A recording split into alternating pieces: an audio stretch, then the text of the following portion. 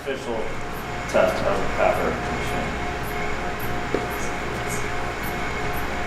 Ron and Terry and all the participated pretty much made this. We just officially passed the PAPR test that they do, which means the prototype is approved, which means we can make 200 of these with the material that we have at hand. We're going to do 50 as a first run for San Juan Regional, and we're going to have those done in 4 or 5 days, and then we're going to ramp up and try to acquire more PET-G, O20 and O23 material. So if you have any out there, give it to us.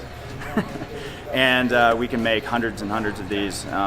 We think this is the most successful strategy based on the assessment of our kind of medical review team, of us discussing kind of where can we have the greatest impact, what, with the limited materials we have, what can we make that will, in the end, save the most amount of lives, that will protect the workers the most.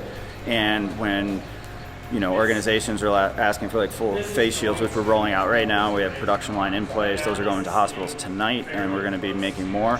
We're going to do an assessment over the next couple of days to determine the material that we have, if we can ramp up production on these faster and get these out. The situation is going to be people like, we want a face shield, and we go, no, here's a PAPR unit, and that is by far a much safer device.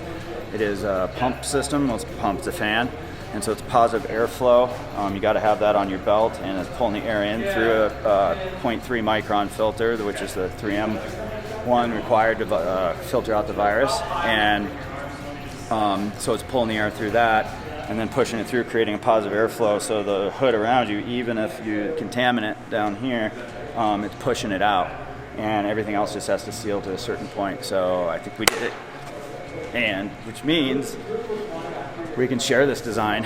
We can get our specs together, get our engineering specs, the patterns, the designs, we did 3D models of all of this, and get the parts lists and get that together and get it out to everyone. And strategically, we think makerspaces, fab labs, and even local manufacturing, if they can be making these, and most of the material is readily available other than the PET-G, instead of face shields, it'll have a much greater impact.